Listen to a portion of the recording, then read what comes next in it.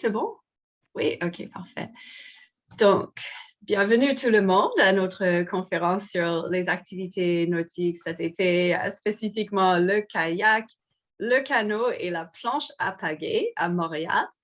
On est deux organismes qui présentent ça ensemble. Je ne vais pas parler de ça tout de suite, je vais juste passer à la prochaine diapo.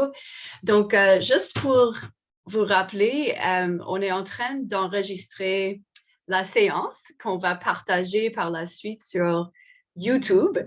Comme ça, d'autres personnes vont pouvoir profiter. Donc, si jamais vous ne voulez pas être célèbre, vous pouvez simplement fermer vos vidéos et le caméra puis le micro, c'est ça. Parfait. Ensuite, je crois que plusieurs personnes sont maintenant assez habituées à Zoom, mais peut-être pas tout le monde. Donc, juste au cas où, si vous avez besoin d'arrêter votre micro, sur la plupart des ordi, ça va être sans doute en bas à gauche. Je ne sais pas si ça peut être un peu différent. Pareil pour la vidéo. Si vous voulez poser une question, vu qu'on n'est pas un groupe énorme, donc c'est possible de poser la question au fur et à mesure, ça me fait plaisir, ou ça peut être à la fin, comme vous préférez. Puis sinon, il y a un chat aussi où on pourrait poser des questions ou partager des commentaires. Je pense que ça va pour Zoom. Alors ensuite, prochaine diapo. Oups, oui, c'est ça. Donc, ce qu'on va faire, on va présenter les deux organismes. On va parler un petit peu ensemble de l'histoire de ces trois activités, puis c'est quoi, en fait. Comment pratiquer un sport nautique de façon agréable et sécuritaire, et où est-ce qu'on peut faire ce genre d'activité à Montréal. Donc, en fait, je vais laisser Léa présenter le CARI. Oui, merci. Donc bonjour à tous et à toutes. Donc, le CARI Saint-Laurent est un organisme situé dans l'arrondissement Saint-Laurent, d'où le nom. Donc, pour ceux qui connaîtraient peut-être moins, c'est où Saint-Laurent? C'est comme nord-ouest. C'est près du métro du Collège, pas trop loin du métro Côte-Vertu. Donc sur la ligne orange. Et en fait, la mission du CARI Saint-Laurent est d'offrir des services de toutes sortes d'aides pour nouveaux arrivants et immigrants de façon générale. Donc, pas seulement nouveaux arrivants arrivés depuis moins de 5 ans, on a aussi des participants qui sont ici depuis beaucoup plus longtemps. On les voit régulièrement dans nos activités. Et en fait, on offre vraiment toutes sortes de services. Adrien, non, c'est pas grave. Je vous enverrai le site web du CARI après, mais en gros, on a différents départements. On a un département d'accueil qui peut aider avec tout ce qui est démarches d'immigration, d'installation. Par exemple, faire une demande de citoyenneté si vous avez besoin de ce type de choses, assermentation de documents. Et on a aussi un département d'employabilité pour l'aide à la recherche d'emploi, par exemple. Et moi, je travaille dans le département plus amusant, celui de formation et vie communautaire. Donc, on anime, on offre des ateliers de pratique du français, des activités, des sorties, donc soit de plein air, soit des sorties plus culturelles, découvrir des endroits à Montréal, visite guidée. On a des activités pour découvrir d'autres cultures qu'on appelle nos cafés interculturels. Par exemple, cet après-midi, il y a une activité pour découvrir le Sénégal. Donc, on a une participante qui va nous présenter son pays, le Sénégal. C'est très, très varié, très varié. On a aussi des cours, cours d'informatique, cours d'anglais, cours aussi de préparation à l'examen de citoyenneté canadienne. On a vraiment beaucoup de services. Et c'est toujours gratuit ou sinon presque. Il y a quelques exceptions, mais vraiment la vaste majorité de nos activités sont gratuites. Et on adore faire des activités avec Adrienne parce que nous cherchons à développer le plein air et offrir des activités de plein air.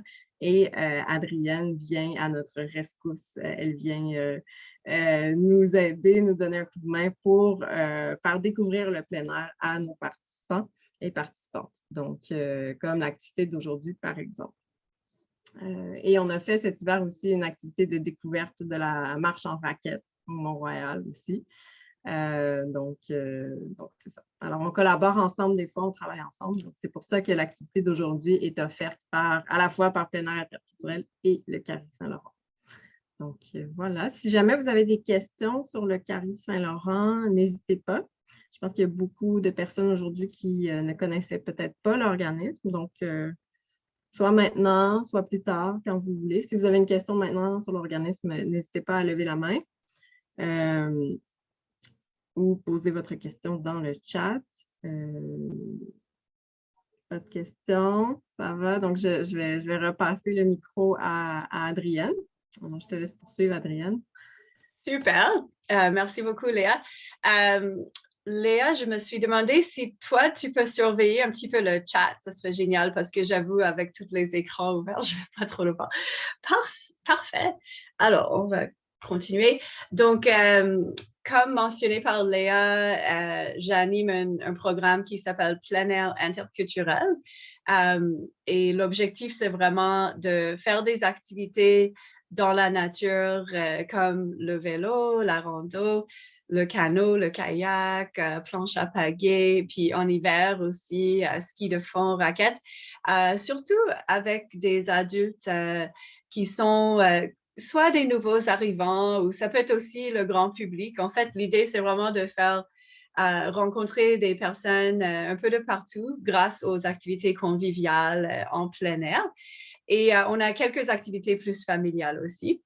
Et sinon, de faire découvrir aussi ces activités aux personnes qui n'ont peut-être pas eu l'opportunité de les essayer. Donc, ce sont les deux objectifs. Le site web, c'est pleinair-interculturel.com.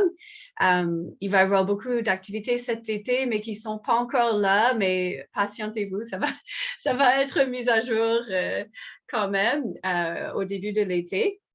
Puis, je vais en parler un petit peu après. Alors, en fait, avant de me lancer dans le cœur de la présentation, j'ai une question pour vous et vous pourrez répondre dans le chat. Donc, ça veut dire qu'il faut trouver le chat si vous ne connaissez pas encore. Donc, la question, c'est, est-ce que vous-même, vous avez déjà fait une activité nautique à Montréal? C'est-à-dire, ça peut être la baignade à une plage ou un quai, ou sinon du kayak, du canot, rabasca, toutes sortes d'activités qu'on va découvrir ensemble, mais il y en a peut-être qui ont déjà fait une activité. Donc, je vais vous laisser trouver vos chats. Et puis, on va voir s'il y en a ici qui ont déjà essayé ce genre d'activité. Alors, là, il faut que je trouve le chat moi-même. OK, discussion, il y en a qui sont en train de... Ah, OK, nice. Donc, on a Alia qui a fait du pédalo sur le canal de la Chine. Super, c'est fun de découvrir le canal de la Chine. Juan a fait du canot camping. Alia aussi a fait du canot camping. Nice. Alors, kayak camping. Jamais à Montréal, mais je connais certains endroits. Bateau dragon, sup, ça c'est Léa. Kayak, Rivière-des-Mille, au nord de Laval. Kayak de mer, île Charon, ça c'est dans les îles de Boucherville. Super. Excellent. Donc, on voit que quelqu'un qui a déjà fait du rafting au canal de la Chine. Super. Donc, déjà un peu d'expérience par certaines personnes. C'est vraiment le fun. C'est vrai qu'on a un beau terrain de jeu ici. Alors, ça va être le fun de discuter de ça ensemble. Alors, donc nous, aujourd'hui, on va quand même surtout focuser sur 3 activités principales, mais c'est sûr qu'il y en a d'autres qui ont été nommées dans le chat. Donc, j'aimerais vous donner un petit défi et de me dire lequel est lequel. Donc, entre canot, kayak, et planche à pagaie. Donc là, vous avez 3 photos. Il y a 1, 2, 3. Donc, ce que vous pourrez faire, peut-être, c'est peut-être aussi dans le chat, ce serait peut-être le plus simple. Vous pouvez juste mettre c'est quoi le numéro 1, c'est quoi le numéro 2, c'est quoi le numéro 3. Donc, peut-être ça va être facile pour certaines personnes si vous avez déjà fait ces activités, mais des fois, c'est un petit peu mêlant aussi. Alors, je vais vous laisser répondre et on va voir si tout le monde connaît déjà.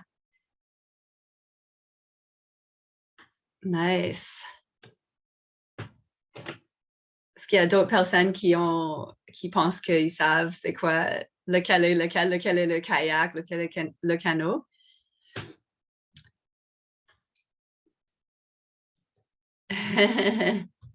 Nice. Tout le monde répond un peu la même chose en fait. Donc, je pense que ma question était assez peut-être facile pour, pour certaines. Donc, en effet, le numéro 1, c'est le surf avec pagaie, le paddle, planche à pagaie. Des fois, on l'appelle aussi le SUP, stand-up paddleboard. Donc, ça, c'est numéro 1. Ça, c'est peut-être le plus facile à reconnaître parce que la personne est debout. C'est le seul où la personne est debout. La personne a une grande, longue pagaie qui a seulement une pale. Alors, une pale, c'est quoi? Une pale, c'est la partie qui va dans l'eau, qui est plus grande. Donc, il y a seulement une pale, il n'y a pas deux pales. Contrairement au numéro 3, si on saute au numéro 3, on voit sur la photo que là, c'est un kayak. Donc, vous aviez raison, c'est un kayak. Et il y a 2 pales. Donc, une pale à chaque bout. Et puis, l'autre particularité pour le kayak, le numéro 3, c'est qu'à l'intérieur de son kayak, la personne est vraiment assise. Donc, la personne est assise sur les fesses avec les jambes étendues devant elle. Tandis que le numéro 2, ça, c'est un canot. Puis, ce qui fait que c'est un canot, c'est que la pagaie a seulement une pale aussi.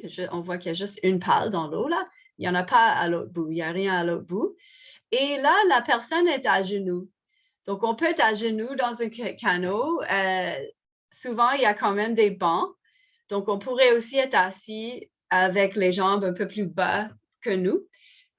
Donc, soit à genoux, soit assis, mais pas vraiment assis au fond du canot. Donc, il y a des petites différences pour la position du corps et la pagaie. Souvent, les gens vont être mêlés entre canot et kayak. Mais en tout cas, maintenant, vous le savez. Alors, je vais parler un petit peu plus maintenant du kayak, puis ensuite de chacune des activités. Puis, juste avant de passer à la prochaine diapo, j'ai encore une autre question pour vous autres. C'est de savoir, selon vous, c'est quel peuple qui a inventé le kayak au départ? Donc, ça, je vous laisse réfléchir. Je vous laisse écrire dans le chat votre idée. Qui a inventé le kayak?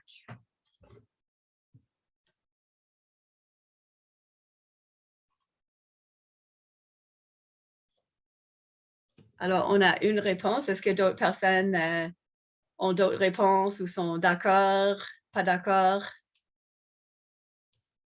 Ah, on a différentes réponses. C'est super intéressant. Alors, je donne encore 30 secondes. Donc, c'est intéressant. On a Pérou comme proposition, Inuit, Amérindiens ou Premières Nations. En fait, d'habitude, on va attribuer l'invention du kayak aux peuples arctiques, donc les ancêtres des peuples inuits, justement, du nord du Canada, Alaska, Groenland. Mais c'est vrai qu'avec ce genre d'embarcation pour se pour pouvoir se transporter, pour pouvoir chasser aussi, ou même surtout, en fait, pour les peuples arctiques.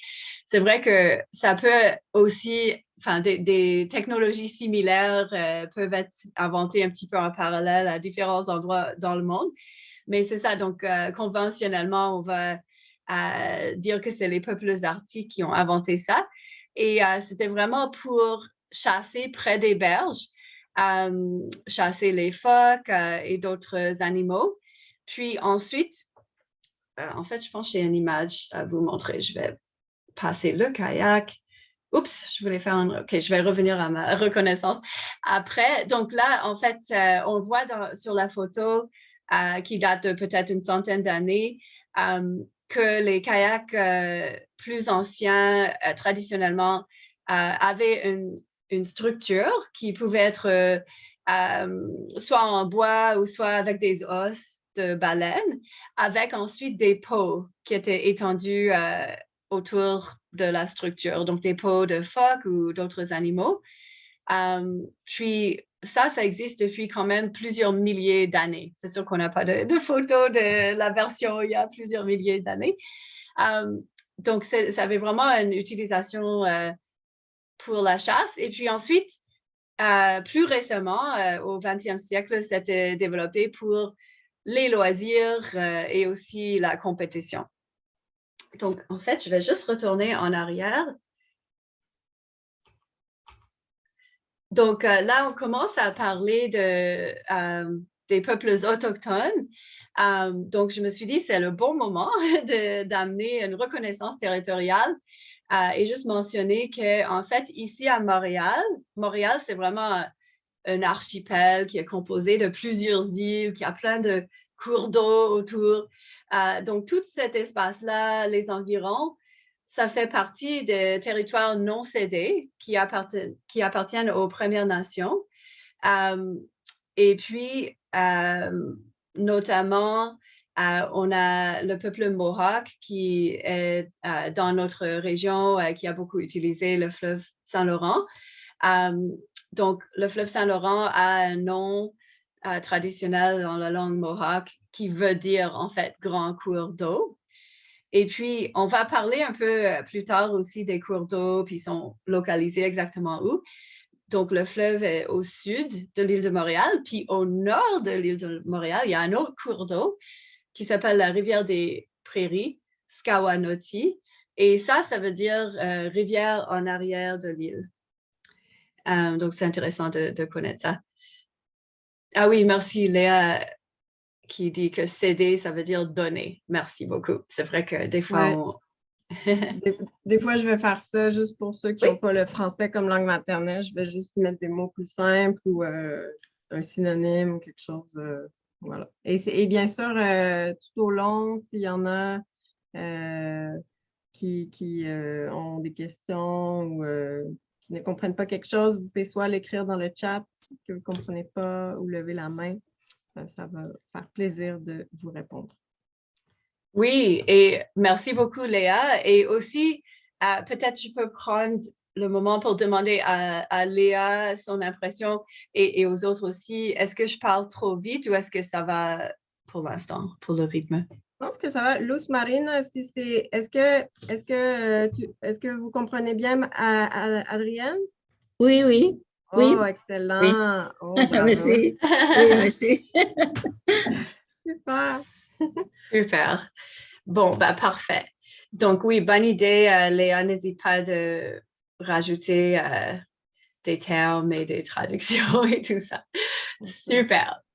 Donc, on parlait donc de kayak récréatif. Donc, on a le kayak qui a quand même une forme à peu près similaire au kayak traditionnel. Donc, à droite, on voit quelqu'un qui est vraiment assise à l'intérieur du kayak, mais elle est pas. L'ouverture autour d'elle est quand même assez grande. L'ouverture s'appelle un îloir. Donc, l'îloir est quand même assez grand. Donc, dans les kayaks récréatifs, on se sent quand même à l'aise et pas trop pris dans le kayak. On est confortable.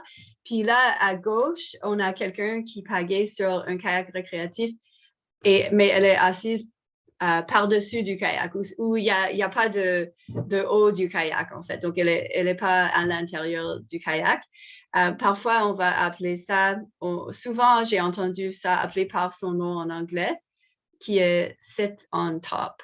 Donc, un sit on top, c'est ça. C'est un kayak où on est vraiment assis avec les jambes visibles et tout ça. Donc, ça, c'est souvent les gens à Montréal qui vont aller faire du kayak. Ça va souvent être du kayak récréatif. Alors, je vais passer. Ensuite, on a aussi le kayak de mer qu'on peut aussi faire à Montréal. Il y a des endroits où on peut suivre un cours, où on peut aussi louer un kayak de mer.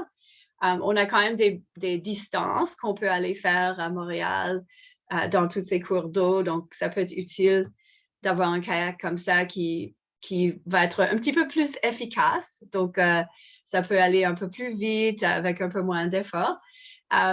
C'est sûr que l'îloir, donc l'ouverture pour la personne, est un peu plus petit. Mais on est quand même très confortable dedans. Il y a la place, c'est quand même assez stable. Des fois, à l'arrière d'un kayak de mer, il peut y avoir ce qu'on appelle un gouvernail. Donc, ça, c'est pour nous aider à aller droit et parfois, ça aide aussi à diriger. Donc, c'est une sorte de pale qui est attachée à l'arrière du kayak qui va dans l'eau. En fait, des fois, ça peut être utile d'aller chercher une formation en kayak de mer. Il y a une formation qui dure une journée, kayak de mer niveau 1. Et après, on touche un peu aux bases, comment on pagaie, la sécurité, qu'est-ce qu'il faut amener avec soi, tout ça. Et puis après, si on veut aller ailleurs au Québec et louer des kayaks de mer, il y a des endroits où c'est exigé d'avoir passé ce niveau, le kayak de mer niveau 1, afin d'avoir le droit de louer un kayak, surtout aux endroits où il y a un petit peu plus d'enjeux de sécurité. Donc, par exemple, à Tadoussac, ça c'est sur le rive nord du fleuve Saint-Laurent. Si les gens vont aller pagayer autour de Tadoussac, ils veulent louer un kayak de mer, aller voir les baleines, tout ça. Là, ça prend une formation, en fait. Donc, c'est quelque chose qui peut être intéressant. Valérie demande où se donne cette formation à Montréal. Il y a quelques formateurs et ça change un petit peu d'année en année. Mais ça, c'est une référence qu'il faudrait que je fouille pour retrouver le nom d'un prof qui le fait de façon active cette année. Mais je sais que ça se donne à Montréal ou aux environs. Donc, peut-être, Valérie, la meilleure chose à faire, ça serait de peut-être m'écrire un petit message ou alors m'écrire votre courriel et je vais pouvoir faire le suivi avec vous. Là, j'ai mis dans le chat mon adresse courriel. Donc, si jamais on n'a pas toutes les réponses aujourd'hui, n'hésitez pas de me contacter et on va continuer la discussion. Puis, je vais juste prendre note que ça pourrait être cool de savoir où suivre un kayak de mer niveau 1 dans le coin de Montréal. Et puis aussi, Léa mentionne, c'est quoi Tadoussac? Eh bien, c'est un village sur la côte nord du fleuve et c'est connu pour l'observation des baleines. C'est vraiment un super endroit pour observer les baleines. On n'a pas trop de baleines à observer à Montréal, sauf s'il y en a un qui s'est perdu et qui s'est rendu chez nous, mais ça, c'est plutôt rare. OK, alors, on va passer au prochain sujet. Donc, il y a aussi, à Montréal, il y a aussi, en fait, des rapides dans le fleuve Saint-Laurent. Et puis, on peut pratiquer le kayak de rivière aussi.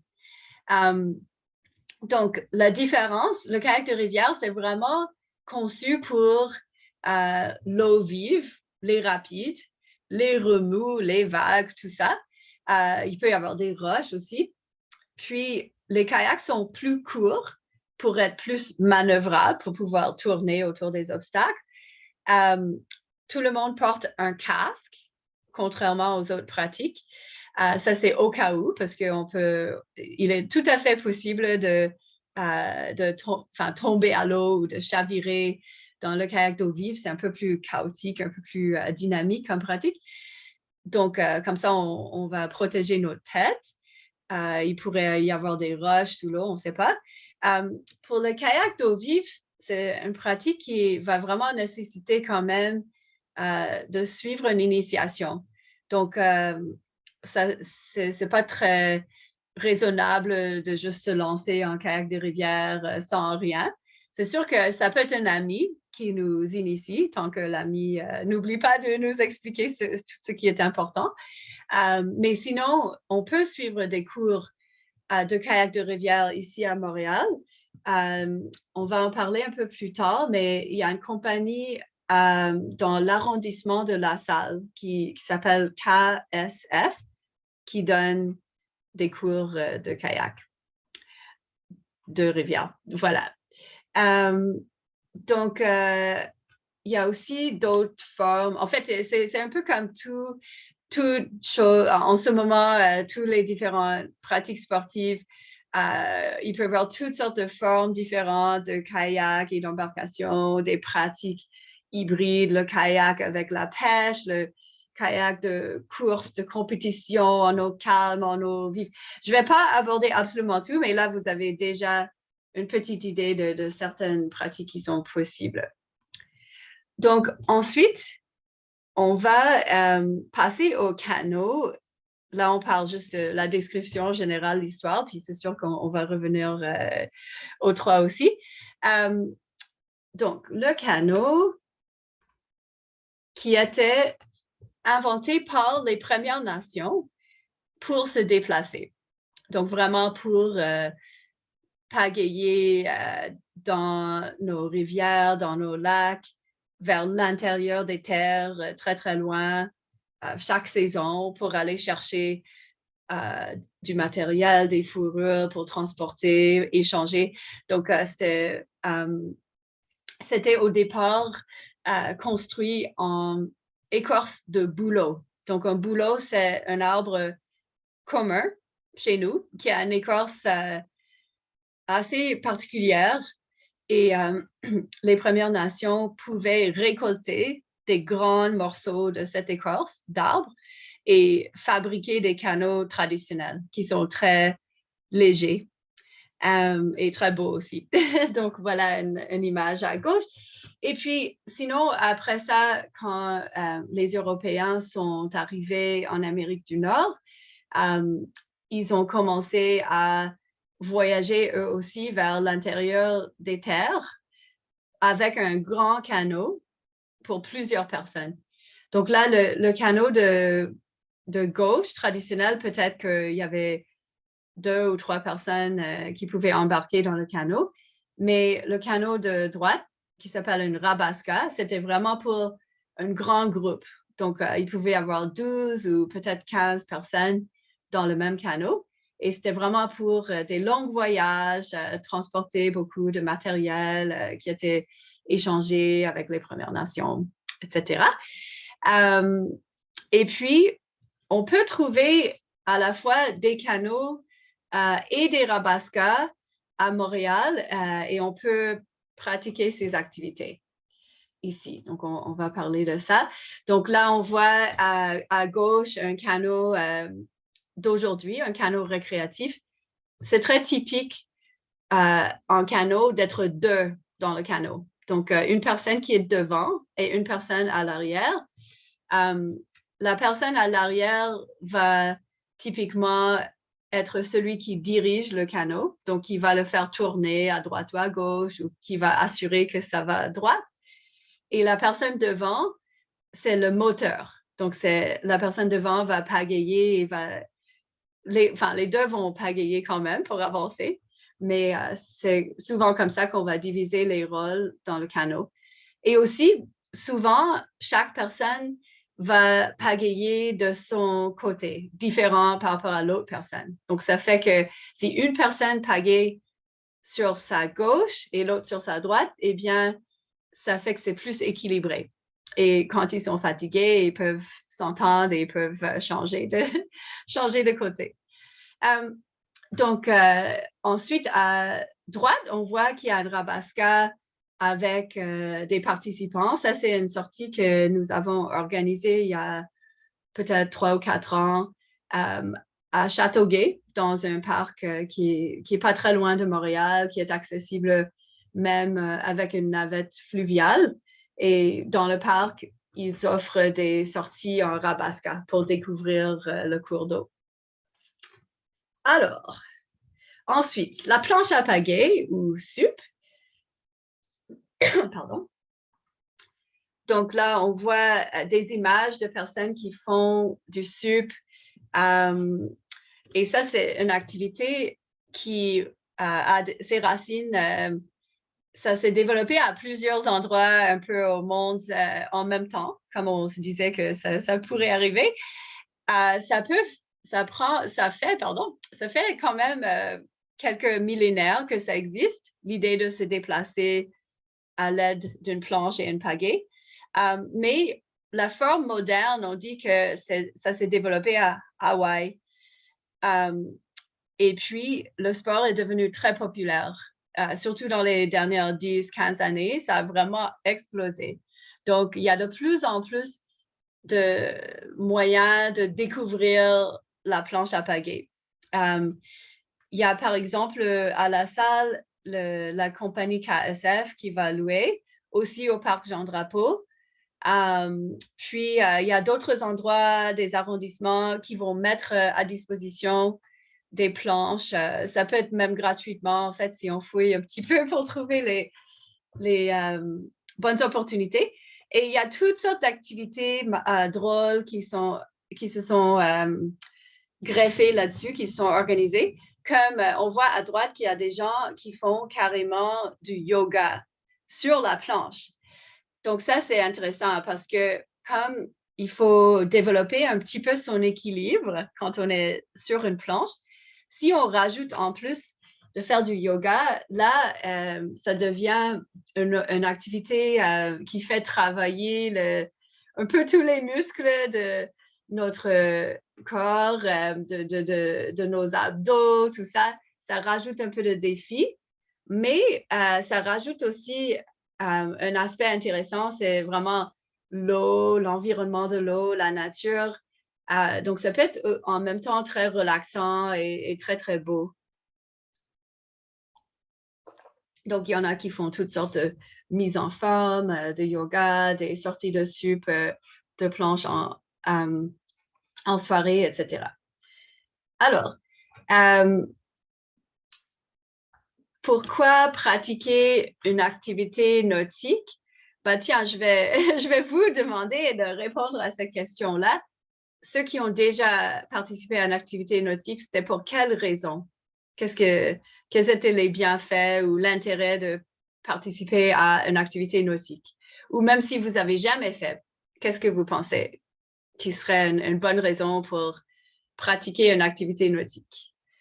Donc, je vous laisse réfléchir à ça et partager dans le chat.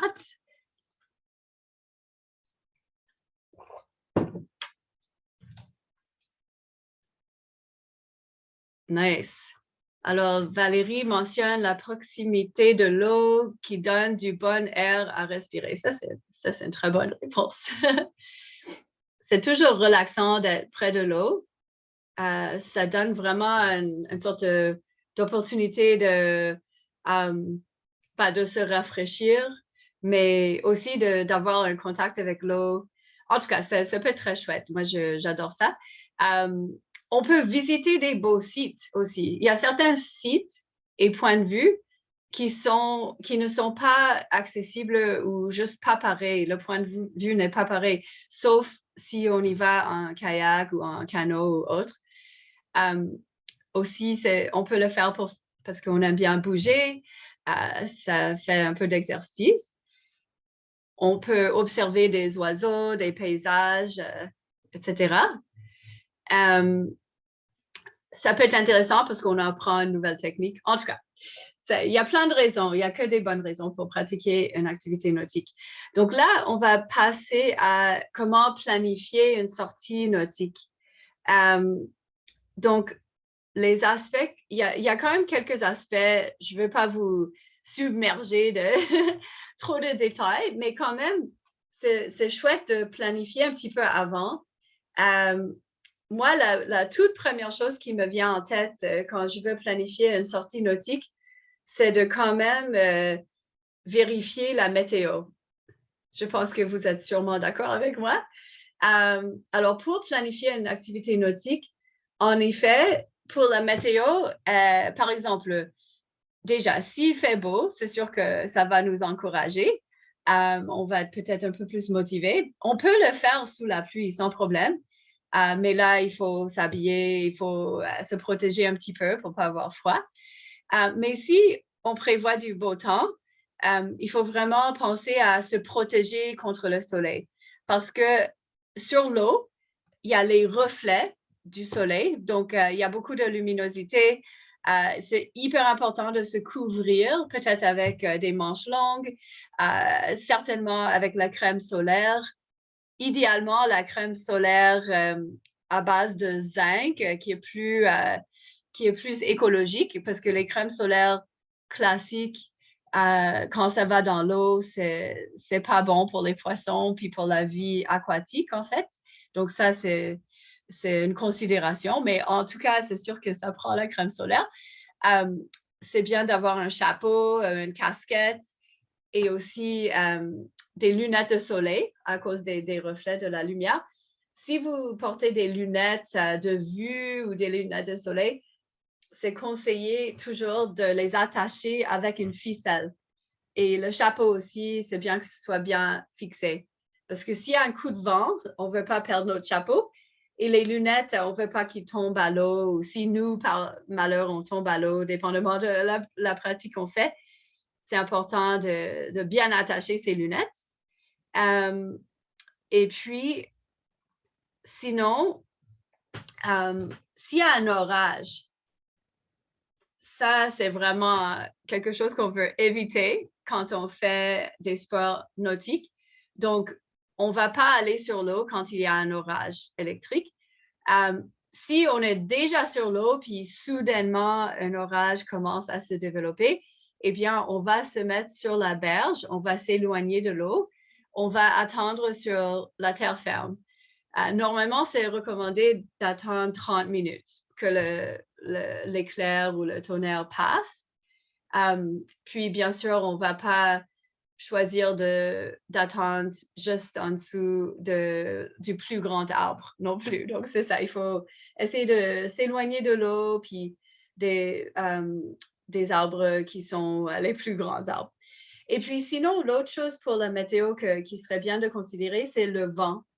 Parce que s'il vente très fort et qu'on n'est pas habitué, on va peut-être attendre que le vent tombe un peu plus tard dans l'après-midi ou attendre une autre journée simplement.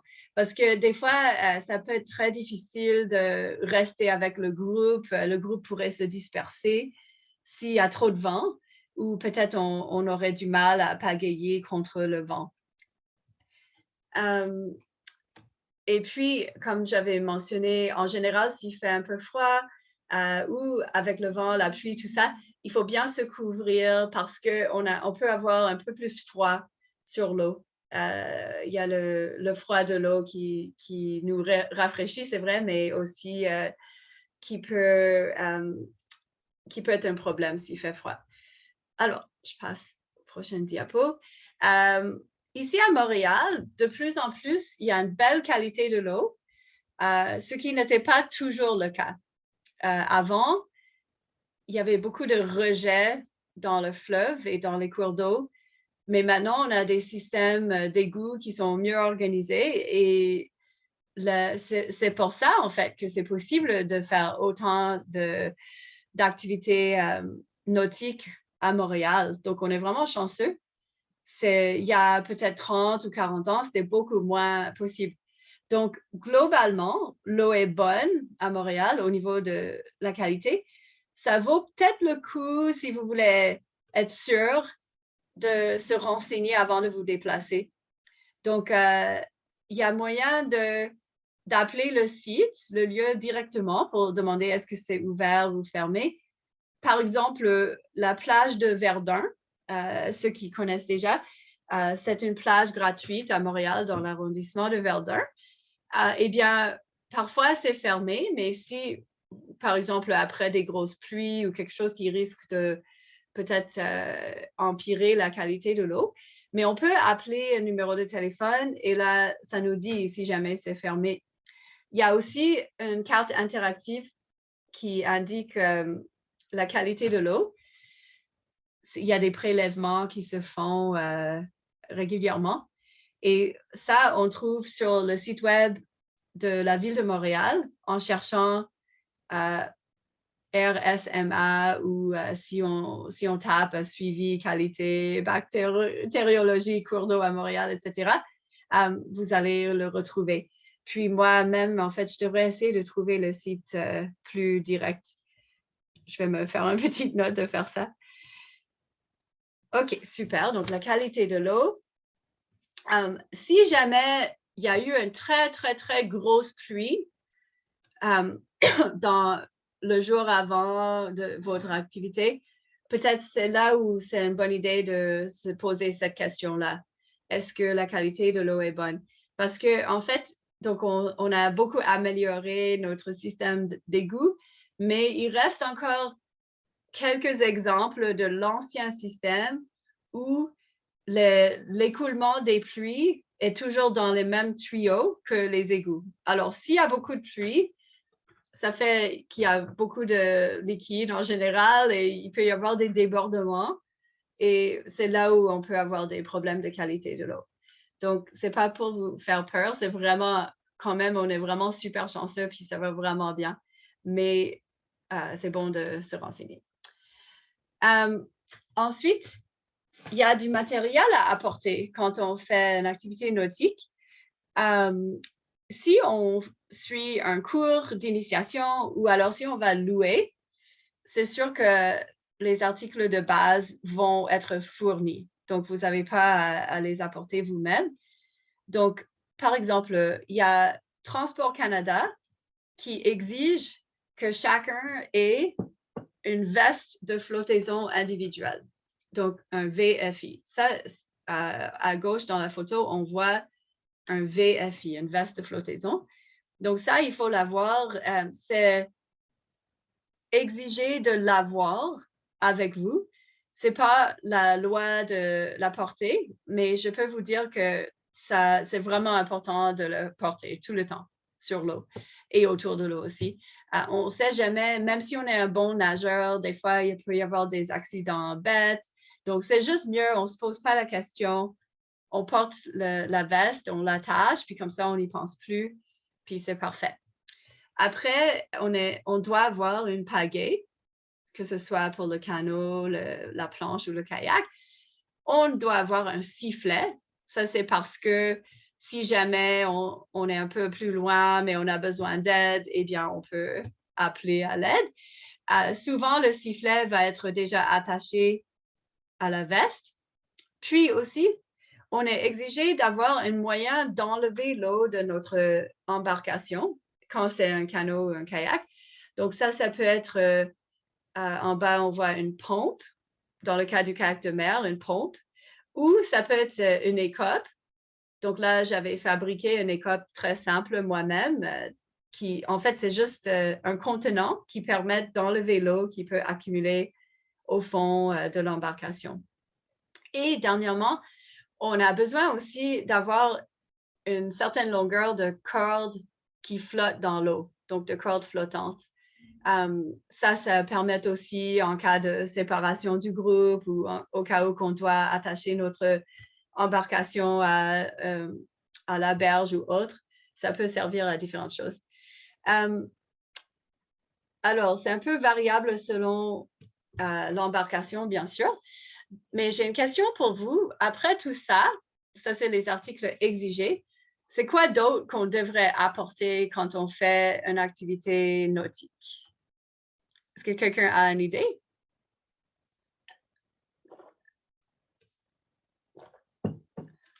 Alors, on va regarder si on a des commentaires. Alors, il y a Léa qui dit de l'eau. Oui, en effet. Quand on va partir, on va être un peu autonome parce que même si on a prévu d'y aller juste une demi-heure, finalement, peut-être que c'est un peu plus difficile qu'on pensait ou peut-être on adore ça, on veut rester un peu plus longtemps. Donc, c'est important d'être un petit peu autonome, avoir de l'eau, une bouteille d'eau, avoir, il y a Valérie qui dit des snacks, c'est ça, des collations, c'est une super idée. Produits pour se protéger des moustiques, très bonne idée aussi. Sur l'eau, des fois, il y a un petit vent, alors ça nous aide et on est bien, il n'y a pas trop de moustiques, mais des fois, si on veut s'aventurer dans les coins un peu plus marécageux, là, il peut y avoir des moustiques, mais c'est très beau, ça vaut le coup. Donc, produits chasse-moustiques. Sinon, je dirais, bien sûr, crème solaire.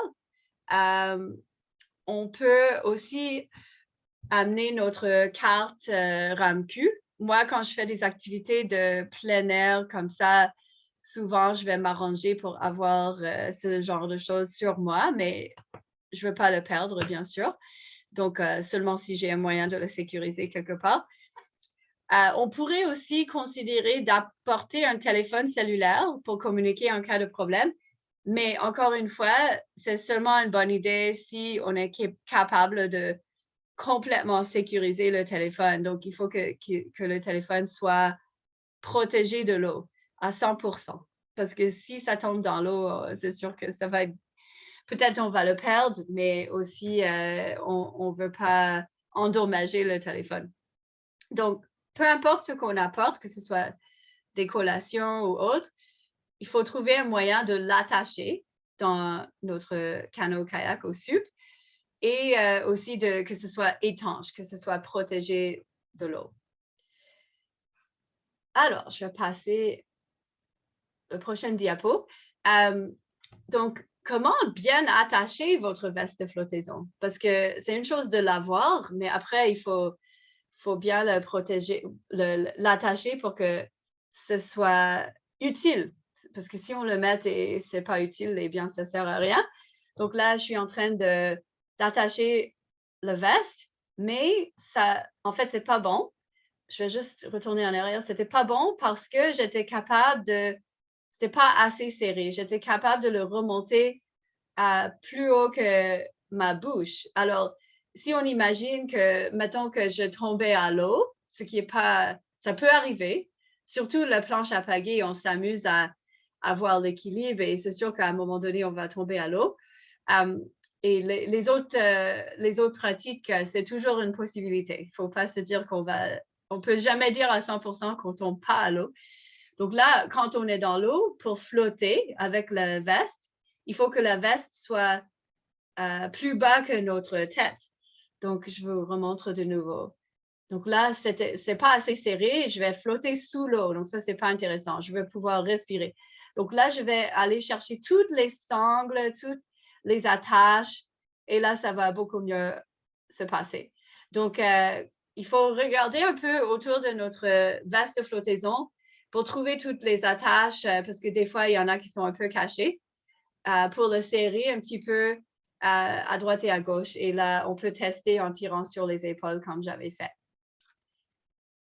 Alors, donc ça, c'est important pour les gens qu'on sache nager ou non, en fait. Donc, même les bons nageurs, c'est important de prendre l'habitude de bien attacher le veste.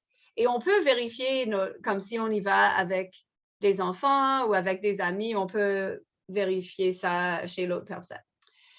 Alors, on passe au prochain sujet pour les vêtements qu'on peut porter quand on pratique des activités nautiques. Donc, j'ai une question vrai ou faux que vous pouvez répondre dans le chat. Alors, vrai ou faux? Il faut porter des vêtements en coton lorsqu'on pratique des activités nautiques. Donc là, je vous laisse réfléchir. Vous pouvez deviner, peut-être vous connaissez la réponse. Et puis, je vous laisse répondre à cette question-là. Vrai ou faux, il faut porter des vêtements en coton lorsqu'on pratique des activités nautiques. Alors, on a 2 réponses et ce n'est pas la même réponse. Alors, ça, c'est intriguant. Est-ce qu'il y en a d'autres qui veulent répondre? On va voir qu'est-ce que la majorité en dit. Alors là, on a 3 réponses. Est-ce qu'il y a d'autres personnes qui veulent tenter leur coup? Pardon. Nice. Alors, on a jusqu'à date, on a 75% des personnes qui pensent que c'est faux. Oh non, il y a un autre faux. OK. Donc, en fait, c'est une question un peu piège, mais parce que c'est pas toujours évident. Mais en fait, ceux qui ont dit faux, vous aviez raison. Parce que, en général, dans les activités nautiques ou n'importe quelle activité où on risque d'être un peu humide, on évite le coton. La raison, c'est que c'est un matériel, un tissu qu'une fois humide, ça nous refroidit encore plus. Donc, on est presque plus chaud si on l'enlève, si on a un vêtement en coton. Donc, vraiment, une fois humide, une fois mouillé, non seulement ça ne sert à rien, mais même c'est un problème. Ça peut nous rendre très froid. De plus, c'est très long à sécher. Donc, en fait, ce serait beaucoup mieux sur l'eau de favoriser des matériaux comme des matériaux synthétiques, comme l'acrylique, ou comme un peu vous avez peut-être vu des chandails sportifs qui sont en synthétique. Et qui sèchent rapidement. Des fois, il y a des shorts ou un pantalon qui sèchent vite. Après, il y a aussi la laine. Donc, il y a laine mérino ou autre laine qui reste chaude lorsque c'est humide. Donc, même s'il y a quelques petites vaguelettes ou quelques gouttes de pluie ou même si on tombe à l'eau, c'est des matériaux qui vont rester chauds lorsque c'est humide. Et il y a aussi la possibilité même de porter une combinaison isotherme qui est en néoprène. Puis ça, c'est sûr que ça nous garde très chaudes. En fait, si il fait très froid dans l'eau, ça c'est vraiment nécessaire d'avoir une combinaison en néoprène qui va nous permettre d'être en sécurité. Parce que même si on tombait à l'eau, eh bien, ça serait gérable au niveau de la température. Déjà, la température de l'eau, là, elle est fraîche, mais ça va de mieux en mieux. Par exemple, dans le fleuve, en plein été, c'est vraiment très agréable au niveau de la température. Donc, vous n'avez pas forcément besoin d'une combinaison en néoprène. On considère qu'à partir environ du 24 juin, que l'eau du fleuve et un peu autour de Montréal va commencer à avoir une température très raisonnable. Alors, je vais passer prochain. Donc, comment s'habiller sur l'eau? Donc là, sur la photo, je suis préparée pour une journée où il ne fait pas trop froid du tout, une journée d'été. Donc, j'ai aucun coton sur moi. Sous mes vêtements, j'ai un costume de bain, même parce que comme ça ne me dérange pas si c'est un petit peu humide. Je me suis protégée du soleil. J'ai une casquette, j'ai des lunettes de soleil qui sont attachées par une ficelle. J'ai amené un coupe-vent qui est dans ma main, un petit manteau coupe-vent au cas où qu'il commence à venter. J'ai mes vêtements qui sont en synthétique. J'ai mis la crème solaire, on ne le voit pas, mais je l'ai mis. J'ai porté des chaussures qui sont bien attachées. Ça, c'est important aussi, parce que si jamais ça arrive qu'on tombe à l'eau, ou même simplement si on veut débarquer, aller voir quelque chose, peut-être il y a des roches ou des pierres ou un terrain inégal. Donc, c'est important d'avoir des chaussures bien attachées. Ça peut être un vieil paire de baskets, ça peut être des sandales, mais qui sont bien attachées. Alors, je vais passer à la prochaine. Donc, faut-il savoir nager pour pratiquer des activités nautiques? En fait, c'est c'est très recommandé. C'est sûr que si on sait nager et quelque chose arrive, on peut rejoindre le rive sans problème. On va peut-être moins paniquer. Mais pour certaines activités encadrées où on ne va pas être trop loin de la rive, et bien sûr, on porte une veste de flottaison, il y a un moniteur, etc. Donc, ça peut être correct de ne pas savoir nager. Mais l'important, c'est de bien porter la veste de flottaison, de s'informer si c'est nécessaire ou non de savoir nager pour pratiquer l'activité en question et de ne pas paniquer. Si jamais on ne sait pas nager et on a peur de l'eau, eh bien là, ça pourrait être un problème parce que si jamais on faisait du kayak ou autre, puis qu'on tombait à l'eau, eh bien, il faut être capable de quand même rejoindre la berge et c'est ça. Donc, en gros, c'est fortement recommandé, mais il y a certains cas où si vous êtes quand même à l'aise dans l'eau et que c'est encadré, ça peut être acceptable de ne pas savoir nager. Alors, d'autres conseils pour votre planification de votre sortie nautique, choisir un parcours qui est adapté à votre situation. Donc, ça veut dire, est-ce que vous êtes fatigué? Est-ce que vous avez beaucoup d'expérience, pas beaucoup d'expérience? Donc, c'est important de choisir une distance qui est logique pour vous. Donc, peut-être pas trop loin. Vous voulez être capable de revenir quand même à la fin de votre parcours. Et aussi par rapport à la météo, s'il vente fort, s'il y a beaucoup de courant, toutes ces choses-là, ça peut changer d'un jour à l'autre. On peut toujours demander des conseils au site si c'est un endroit où on loue une embarcation ou s'il y a un cours, c'est sûr qu'on va nous conseiller, c'est clair.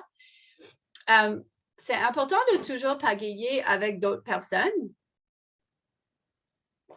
Donc, c'est sûr, lors d'un cours ou une activité encadrée, il y a d'autres personnes automatiquement.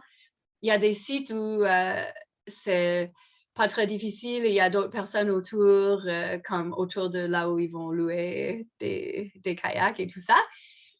Mais si on part à l'aventure, c'est vraiment important d'avoir un ami ou deux. Comme ça, on peut savoir si on a besoin d'aide ou on peut s'entraider, on peut savoir s'il y a eu un problème, etc. On conseille aussi de toujours dire à quelqu'un où on va et quand on prévoit revenir. Donc, imaginons qu'on s'est amélioré un peu en kayak et on décide qu'on veut pagayer jusqu'à une île qui est dans le fleuve. Eh bien, c'est mieux que quelqu'un soit au courant. Comme ça, si jamais il y a un problème, on va le savoir. Et c'est aussi conseillé, si possible, de suivre un cours d'initiation, si vous avez l'occasion pour certaines de ces pratiques.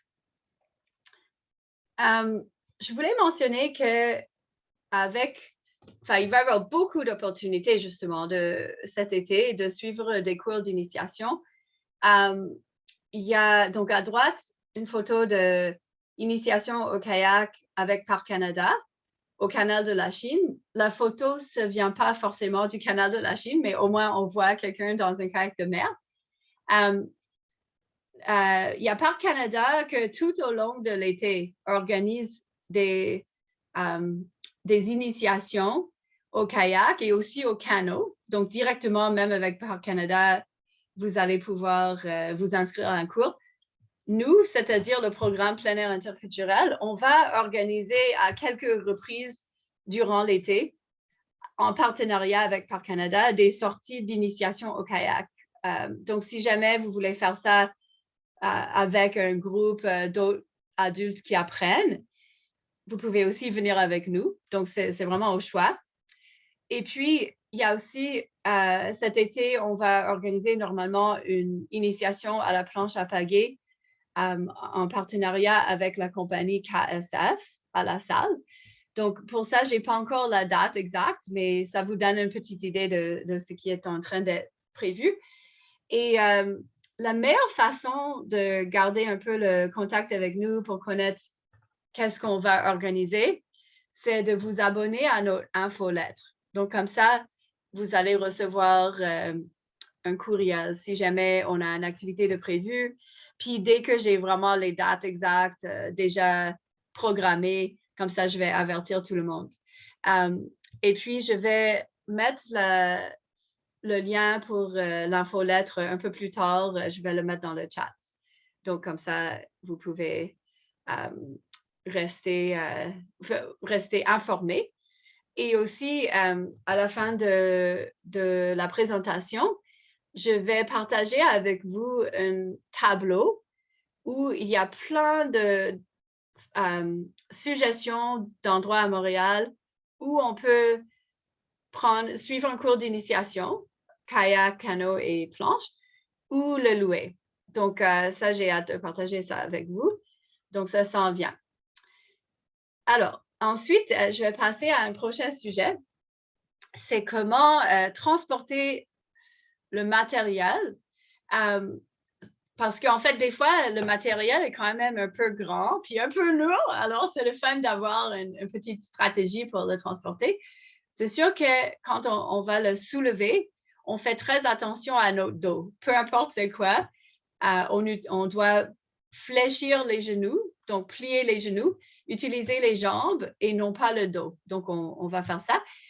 Quand on a une longue planche ou kayak, on fait attention aux personnes autour, parce qu'on ne les voit pas toujours derrière nous si on tourne. Donc, on fait un peu attention à tout le monde. Puis, on fait attention au matériel. Parfois, c'est un peu délicat. Ça dépend dans quoi c'est fabriqué. Et aussi, l'environnement. Donc, on va essayer de, quand on va mettre à l'eau, quand on va accéder à l'eau, de le faire dans un endroit officiel prévu pour ça. Donc, comme ça, on n'est pas en train d'écraser des plantes ou de déranger des bébés oiseaux, quelque chose comme ça. Donc, on peut transporter, pour ce qui est des kayaks et des canots, on peut apprendre des techniques pour les transporter tout seul, mais sinon, on peut simplement le transporter à deux, donc une personne à chaque extrémité. Donc là, je vais parler de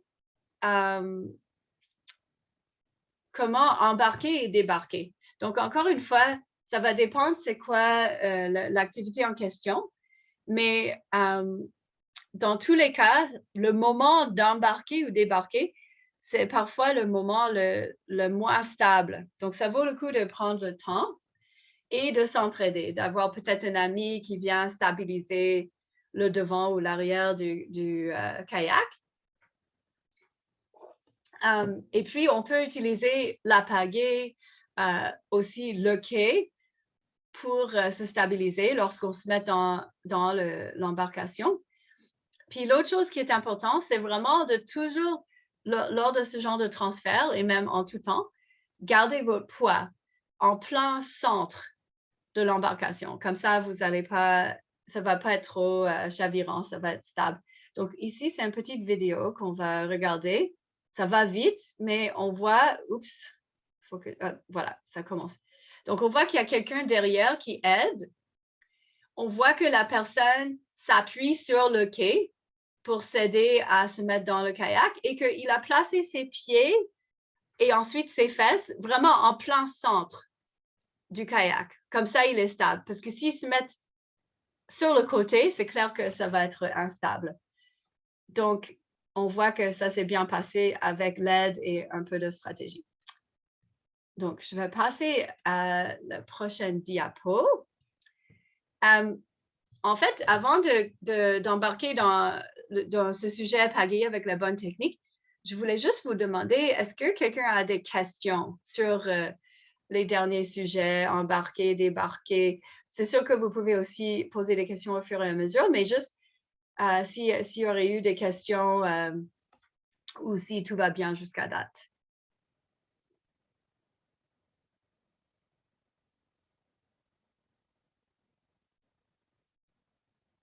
Donc, pour le moment, je ne vois pas de questions, mais je vais me fier sur vous de ne pas hésiter s'il y a quoi que ce soit, si je dis quelque chose et ça stimule des questions, il n'y a aucun problème. Donc, pagayer avec la bonne technique. Donc, c'est sûr, ça dépend un petit peu, est-ce que c'est la planche à pagaie, kayak ou canot, mais il y a quelques aspects en commun. D'une part, ce qui est vraiment bien quand on pagaie, quand on utilise une pagaie, c'est d'éviter d'utiliser seulement les bras. Essayez d'utiliser aussi nos abdos, notre poids et la rotation de nos épaules. On essaie d'intégrer tout ça et ne pas juste dépendre de nos bras. Souvent, les débutants nous disent qu'ils ont les bras vraiment fatigués. Eh bien, ça, c'est normal quand on se fie seulement sur les bras parce que ce n'est pas des très grands muscles à force après de répéter le mouvement. Donc, il y a Juan qui demande, ça c'est intéressant comme question, quel est le poids approximatif de la planche? Juan, ça va être quelque chose, honnêtement, je ne suis pas très bonne pour estimer les poids, donc je vais me renseigner et te revenir à ce sujet. Mais c'est rien d'insurmontable, mais c'est quand même, on veut quand même le soulever correctement. Et puis aussi, ça va dépendre le matériel de la planche. Il y en a qui sont gonflables, il y en a qui sont faits en matériel qui est plus délicat. Donc, le poids, ça va aussi dépendre du matériel. Alors, donc, on a vu que la personne ici sur la planche, elle a les genoux fléchis, elle a le corps légèrement fléchi vers l'avant, puis on voit que elle tient la pagaie avec une belle posture. Donc là, elle va mettre la pale dans l'eau, puis elle va pouvoir se fléchir encore plus. Donc, plier un peu son corps vers l'avant encore plus pour bien mettre la pagaie dans l'eau. Et ça va faire qu'elle utilisera son poids et pas seulement ses bras pour utiliser la pagaie. Donc, elle utilise vraiment son tronc. Et on va regarder, c'est un peu subtil, mais on a une courte vidéo d'un cours de planche à pagaie qui se passe dans l'est de l'île de Montréal. Et on a le site web en bas. Et on peut observer ces pagayeurs et pagayeuses qui s'amusent avec leur monitrice. Puis, on peut observer un peu, est-ce qu'il y en a qui utilisent plutôt juste leurs bras ou est-ce qu'il y en a qui commencent à utiliser vraiment leur tronc, leurs abdos et aussi un peu leur poids. Et ça serait normal que leur technique ne soit pas complètement parfaite parce que c'est un cours. Donc, elles sont en train d'apprendre. Donc, on va regarder un petit peu quelquefois, puis dites-moi si il y a une personne ou deux personnes qui ont l'air d'utiliser un peu plus leur poids et leur tronc et pas seulement leurs bras pour avancer. Je ne sais pas si vous arrivez à observer ça juste avec cette vidéo-là. Donc, vous pouvez décrire peut-être les couleurs de la personne ou de leur veste. Alors, on a une réponse. Il y a quelqu'un qui a essayé. Alors, celle du milieu. Oups, je vais continuer un peu. Est-ce que c'est celle du milieu? Alors, pour moi, celle du milieu utilise pas tellement son... elle fait un peu de rotation d'épaule, c'est vrai. Moi, toi, tu as dit en bleu. Oui, OK.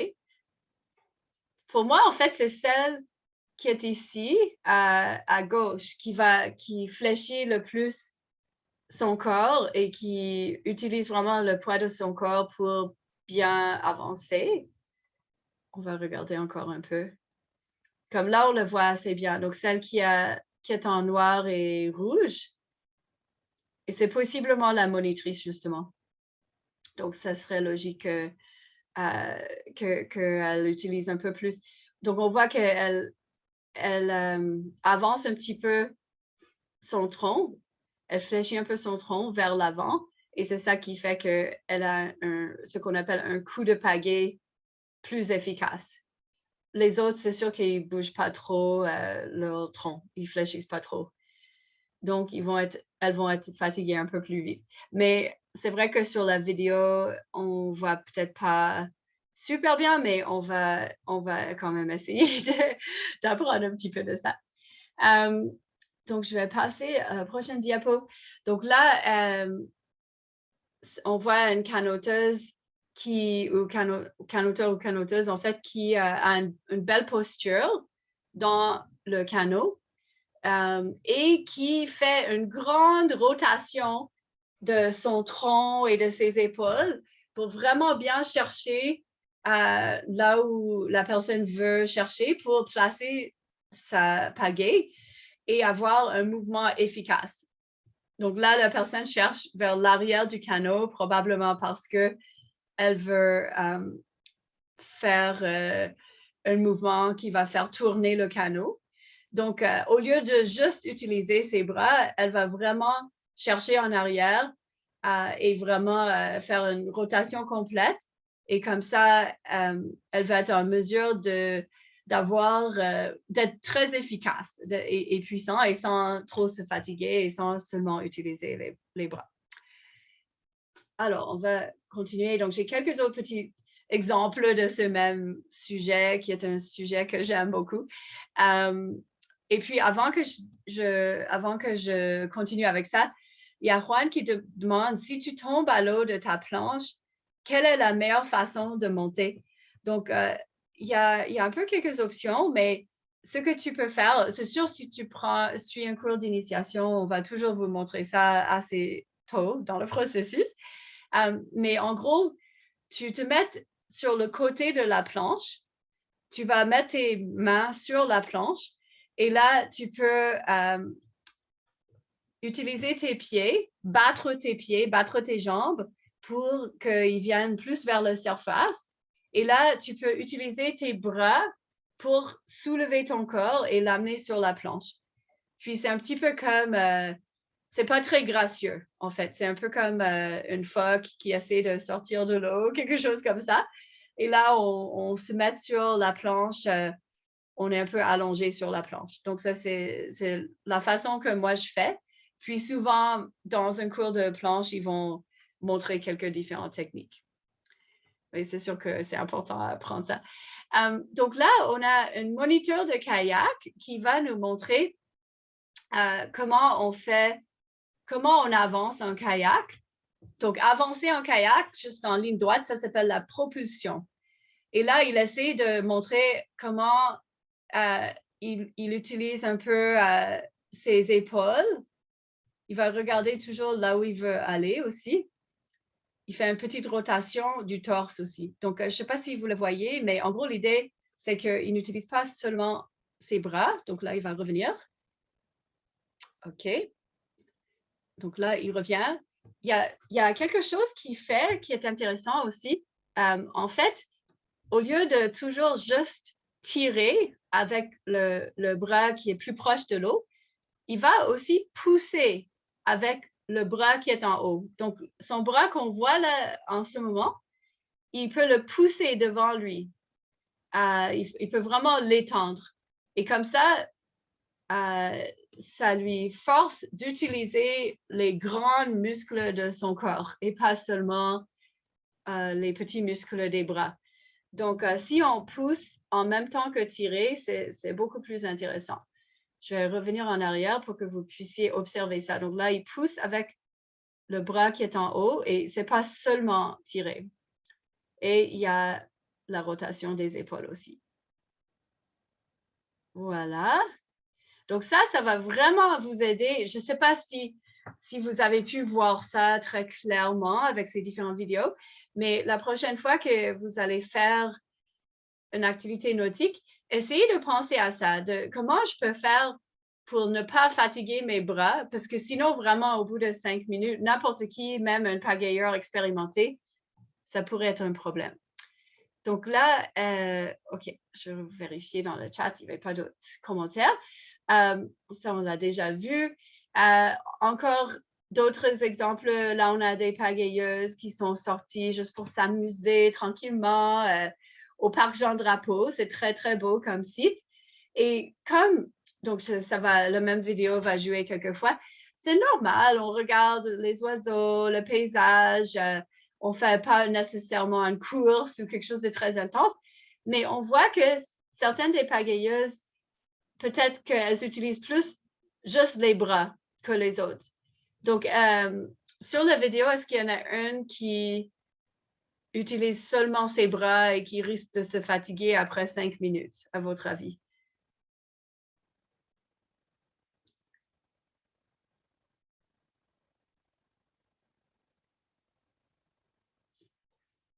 OK, on a une réponse. Ah, merci Léa. Exact. Donc, en fait, c'est celle qu'on voit actuellement sur l'écran.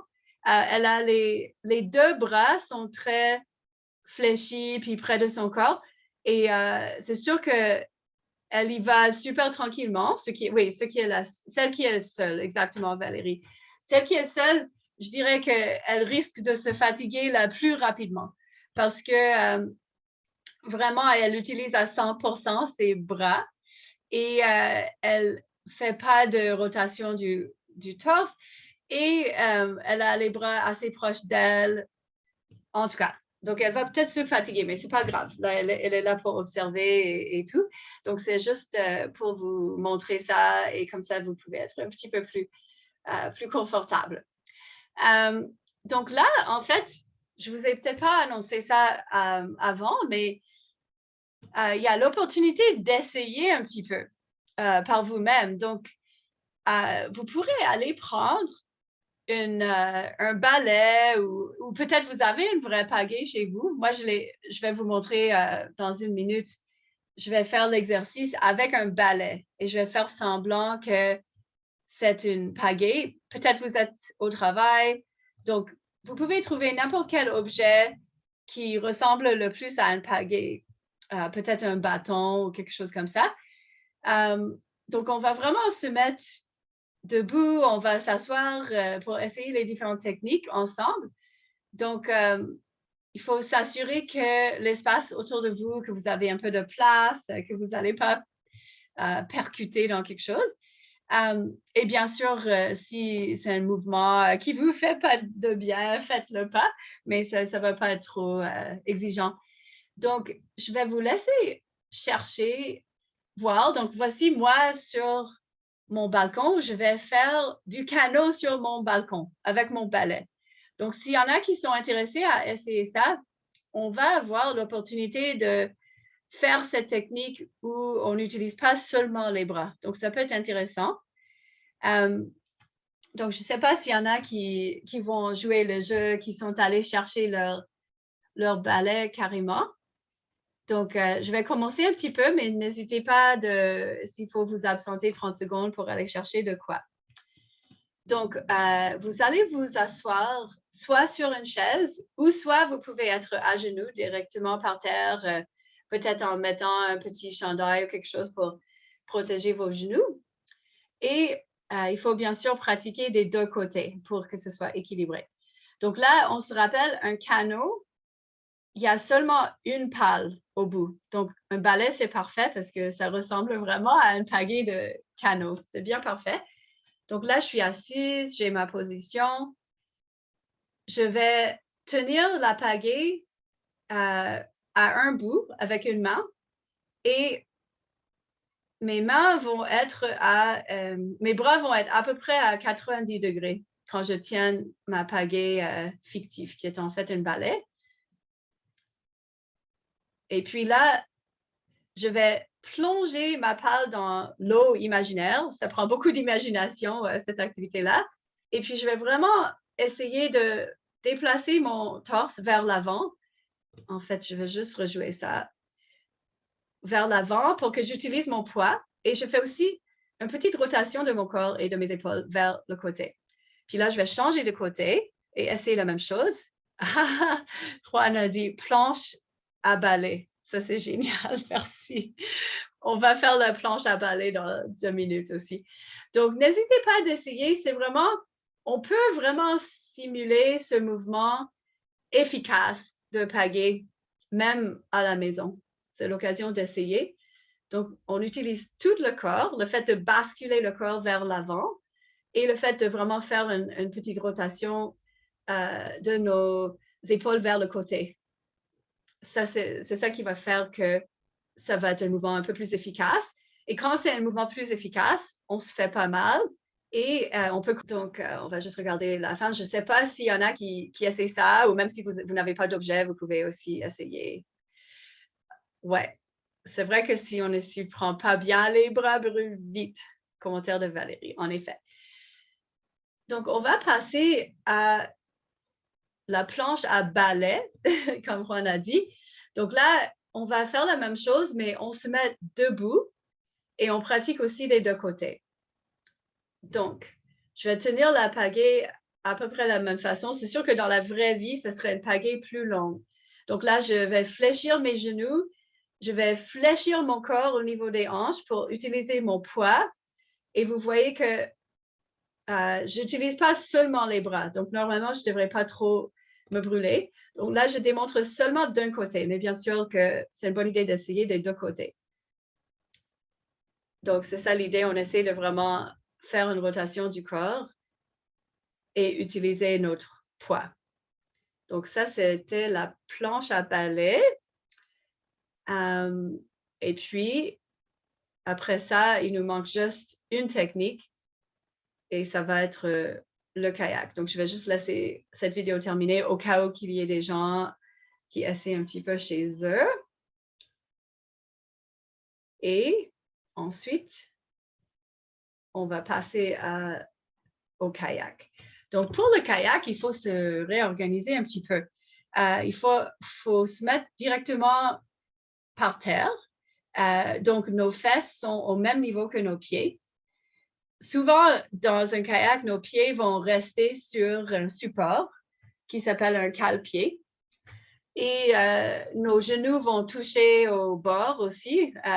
Souvent, il y a un endroit pour les genoux et les cuisses aussi d'être appuyés quelque part pour nous donner un peu plus de contrôle.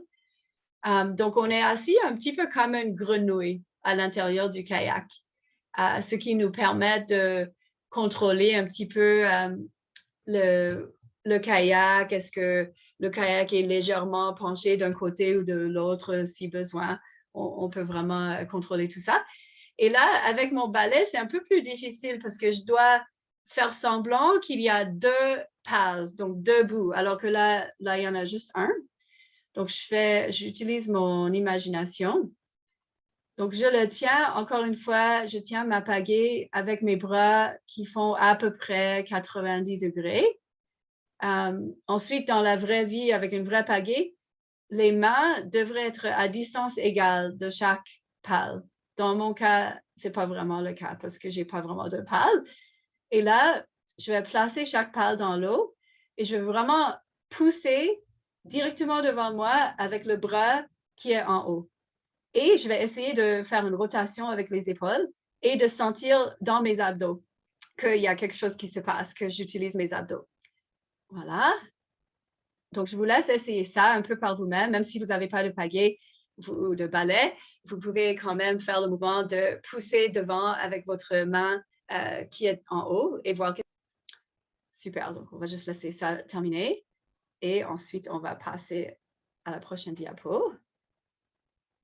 Donc, retour sur les activités.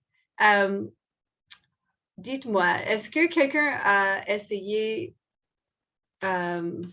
cette activité? Et si oui, est-ce que vous avez senti quelque chose dans vos abdos? Comment vous avez trouvé ça? C'était facile? C'était difficile? Donc, je vous laisse peut-être une minute pour répondre.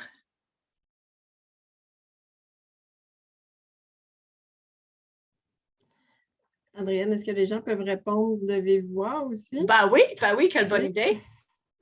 Merci. Juste le rappeler vous pouvez passer par le chat, mais vous pouvez aussi répondre, vous pouvez activer votre micro pour répondre.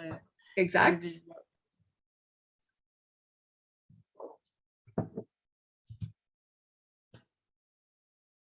Donc, si jamais, même si vous n'avez pas de commentaires ou si vous n'avez pas pu l'essayer par vous-même, maintenant, vous pouvez toujours prendre le temps d'essayer tranquillement à un autre moment ou simplement essayer de se rappeler un peu des principes.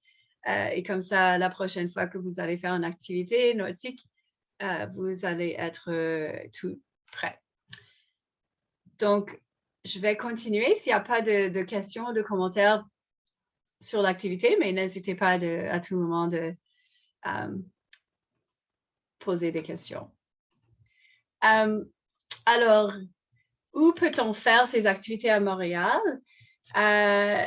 D'abord, c'est quoi les différents cours d'eau à Montréal où on pourrait faire des activités nautiques? On en a parlé déjà quelques-uns, mais pas tous. Donc ça, soit dans le chat ou soit en ouvrant votre micro, n'hésitez pas de nous dire c'est quoi les cours d'eau à Montréal?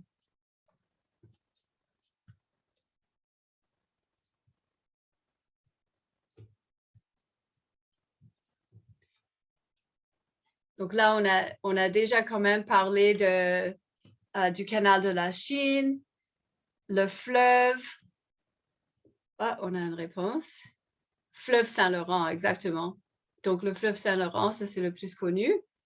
Donc, on va passer à la réponse. Donc, on a donc le fleuve qui est au sud de l'île de Montréal.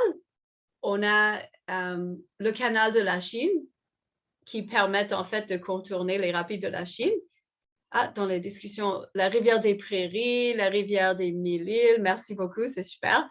Donc, en effet, la rivière des Prairies, c'est le cours d'eau qui est au nord de l'île de Montréal, qui sépare l'île de Montréal et l'île de Laval. Ensuite, la rivière des Mille-Îles, c'est encore plus au nord. Ça sépare Laval et les Basses-Laurentides. Après, on peut aussi voir qu'il y a un lac ici, le lac des Deux-Montagnes. C'est là où il y a Oka, donc il y a certains qui ont peut-être déjà visité Oka. Puis il y a un autre lac, lac Saint-Louis, où les gens vont pratiquer aussi des activités nautiques. On voit où sont situés plein air interculturel, qui fait partie d'un centre de loisirs, qui est ici, et puis Carré-Saint-Laurent. Et quelqu'un avait mentionné d'avoir pagayé sur l'île Charon, qui fait partie des îles de Boucherville, dans ce secteur-là. Donc, on voit un peu c'est quoi les cours d'eau. Et puis, je vais passer au prochain. Donc, je vais juste donner quelques exemples d'endroits que j'aime beaucoup où on peut pratiquer des activités nautiques. Donc, il y a un organisme qui s'appelle Parcours Gouin, qui est situé vraiment proche du métro Henri Bourassa. Et eux, ils gèrent différents endroits, différents sites nautiques où on peut faire du kayak. Ils font de la location de kayak, il y a des excursions en soirée qui sont très beaux. Le jour, il y a des cours pour les débutants. Ils ont un site nautique, Sophie Barra, qui n'est pas trop loin du métro Henri Bourassa. Et ils ont aussi un site un peu plus à l'ouest, le long de la rivière des Prairies, qui s'appelle Beau Séjour. Merci, Léa a mis le lien dans le chat, Parcours Gouin. Puis, on peut soit apprendre sur place, ou soit il y a certaines opportunités de descendre la rivière des Prairies entre les deux sites et c'est vraiment une belle expérience. On l'a fait avec notre groupe une fois, on a adoré ça.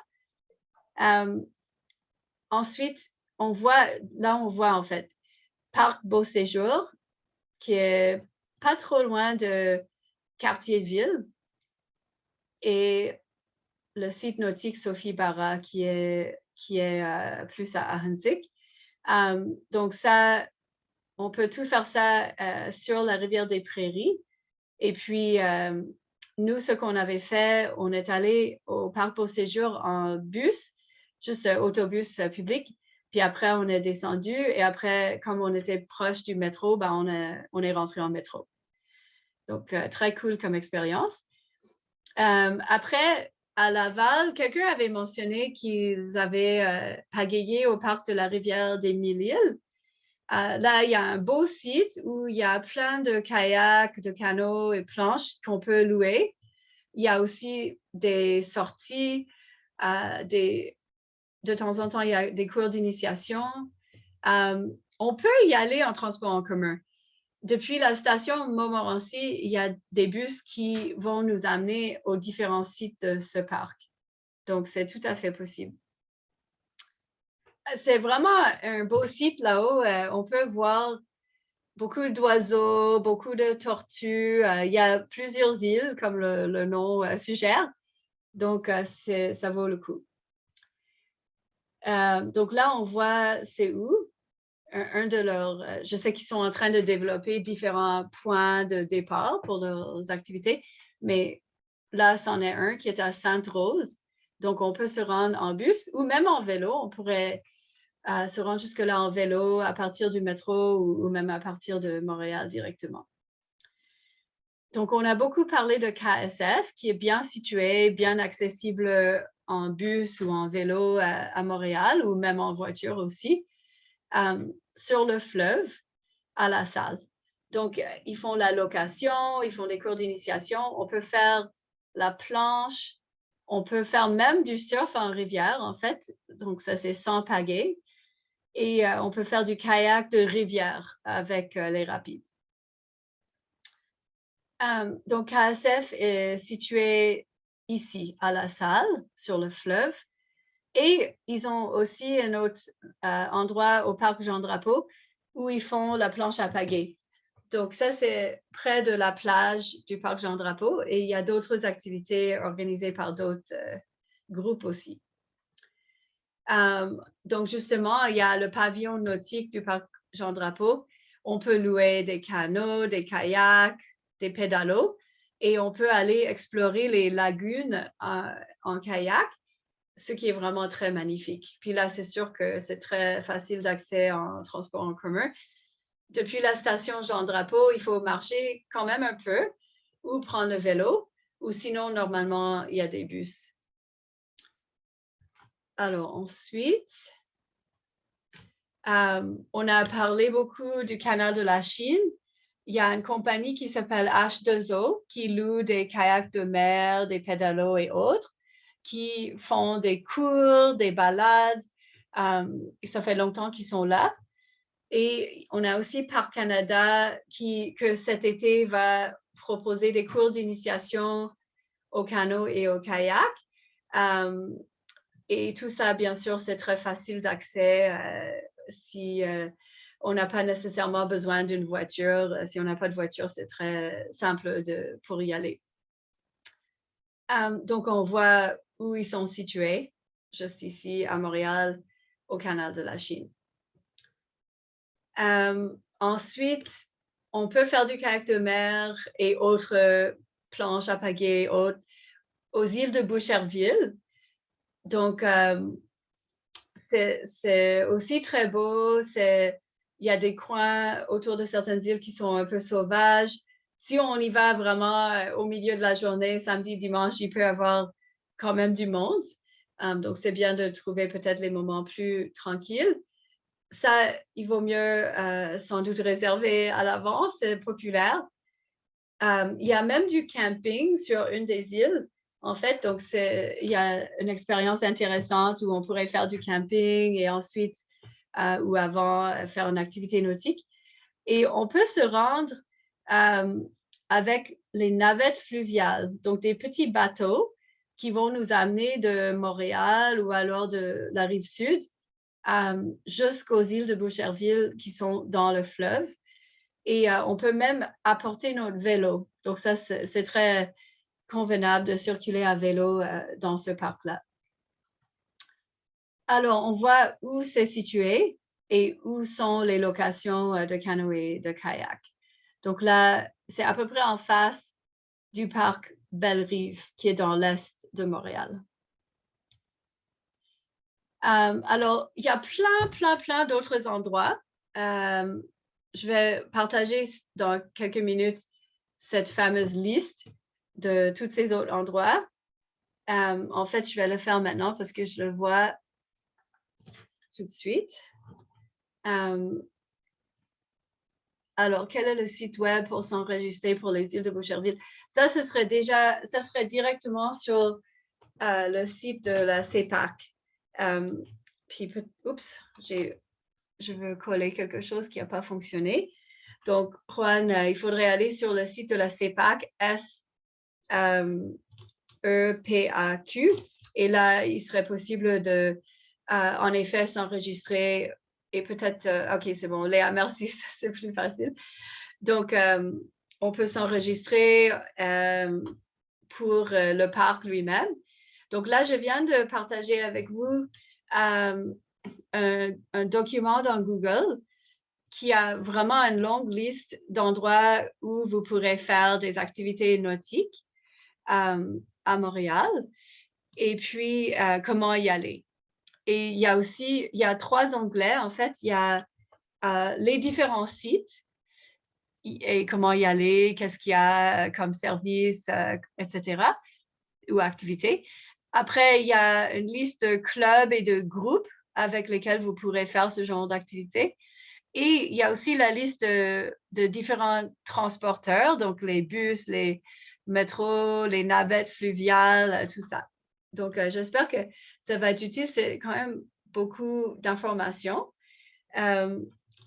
Aussi, juste avant d'oublier, je voulais aussi partager avec vous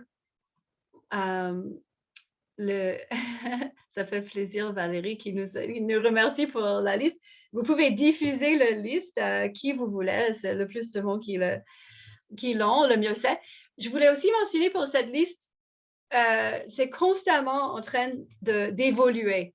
Il y a chaque année des arrondissements, des organismes qui proposent différentes activités nautiques. C'est vraiment en plein développement. Donc, ça se peut que il y a certains sites que je ne connais même pas encore ou certains services que je ne connais même pas encore. Donc, c'est important de garder l'œil ouvert. Et aussi, pour toute l'information qui est dans la liste, on l'a vérifiée 2 fois, mais ça se peut qu'il y a encore il pourrait y avoir des petites coquilles.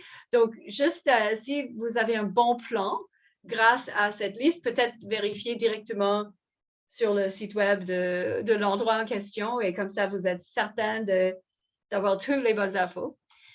Puis là, avant que j'oublie, je voulais aussi partager avec vous le lien qui vous permettrait, si ça vous tente, de vous abonner à notre infolettre de plein air interculturel. Et comme ça, vous allez recevoir toutes nos invitations à nos activités estivales dès que je vais avoir des dates et des inscriptions possibles. Donc, n'hésitez pas de devenir, de vous abonner à ça et comme ça, vous n'allez rien rater. Donc, petite dernière question pour vous, en fait, avant que je vais ouvrir ça à vos questions. C'est après avoir vu cette présentation, ou peut-être juste en général même, c'est quoi l'activité nautique que vous aimeriez essayer en premier?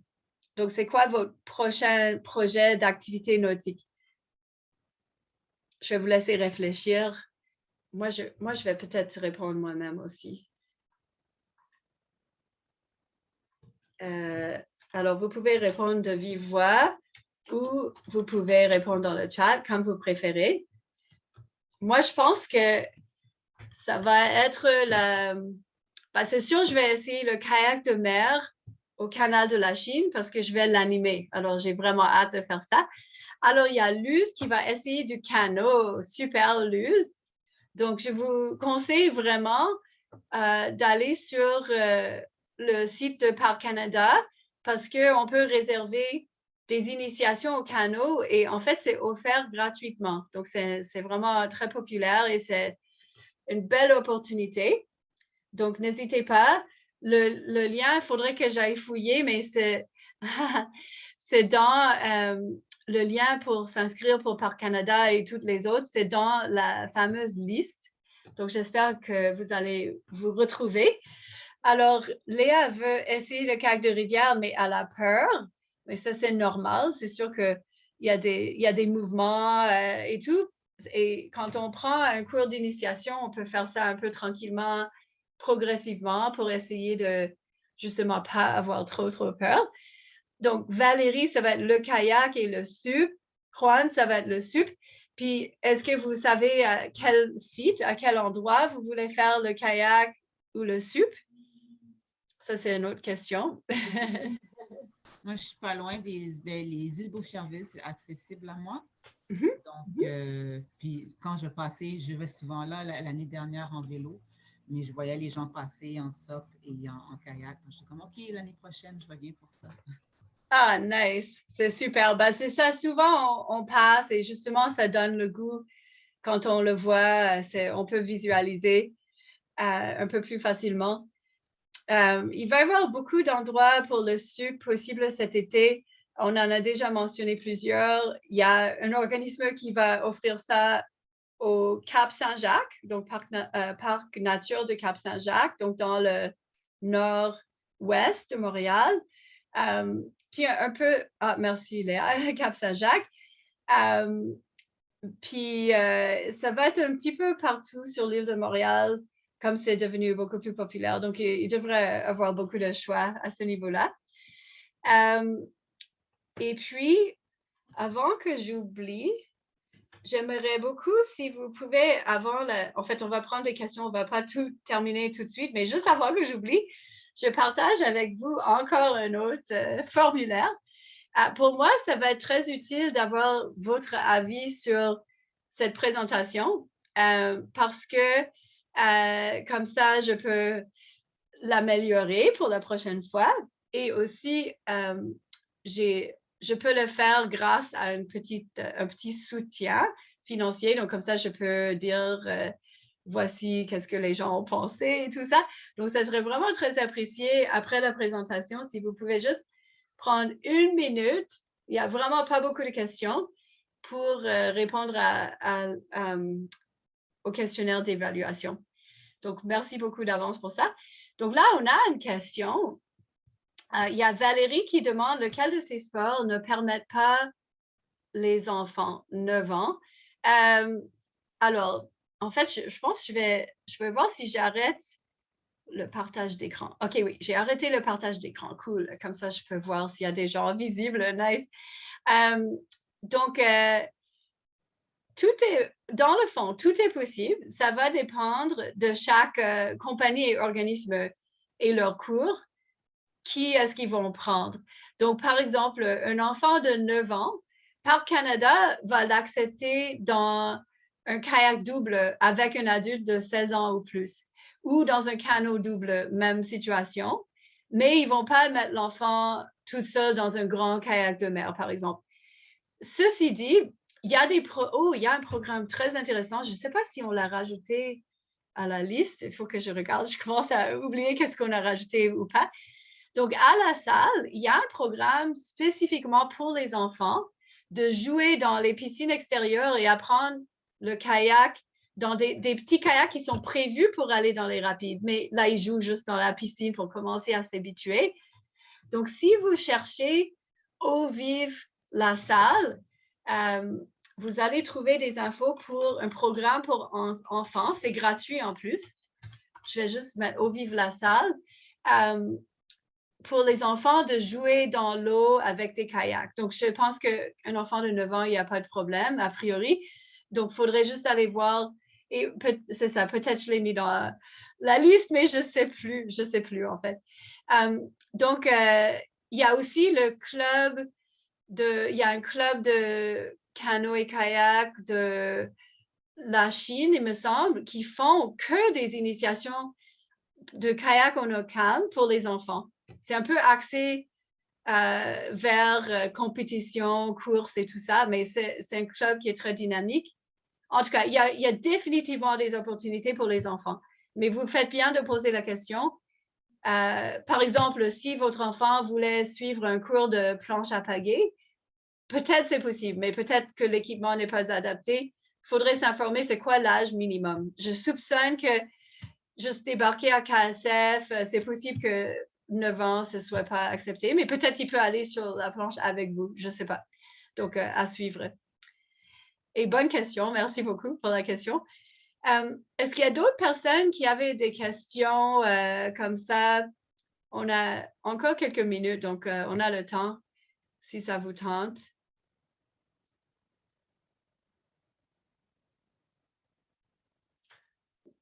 Pardon.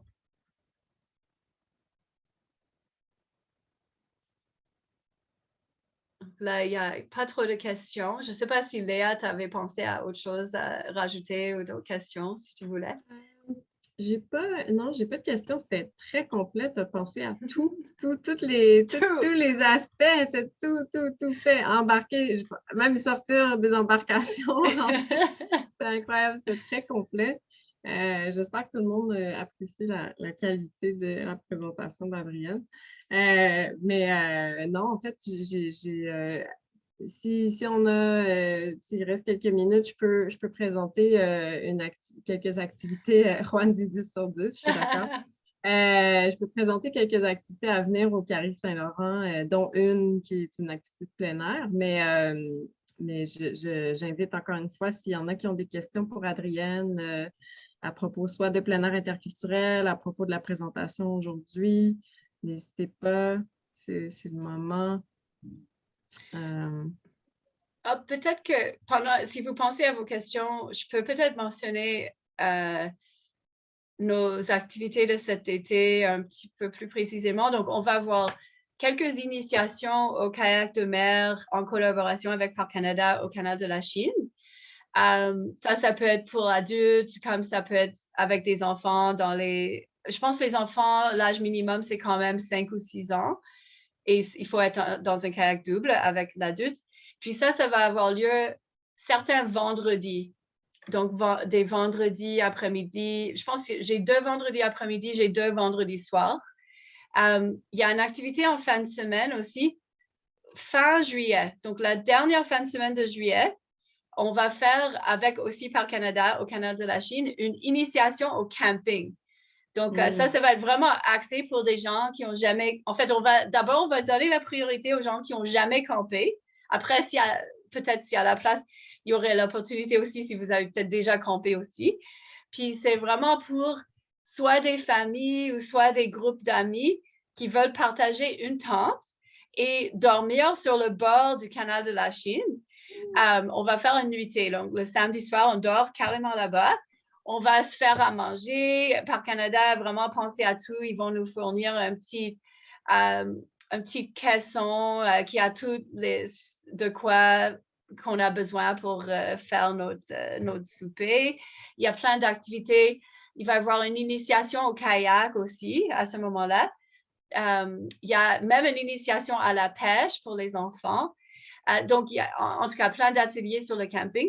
Donc, gardez ça à l'œil, qu'il va y avoir cette activité-là fin juillet. Et puis, il y a une autre initiation au camping que moi, je vais organiser avec Plein Air Interculturel mi-août. Je pense que c'est le 13-14 août. Et là, c'est vélo plus camping. Donc, on va prendre nos vélos. Donc, en fait, il faut avoir un vélo, puis il faut savoir pédaler. Donc, ça, c'est 2 aspects importants à noter. Ce n'est pas nécessairement très difficile, mais on va quand même pédaler pendant la journée. C'est peut-être à 25 km de Montréal. On va pédaler vers le rive sud jusqu'à un parc qui s'appelle Récréo Parc.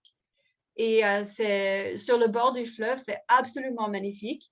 Et ils ont un camping. Donc, on va camper là.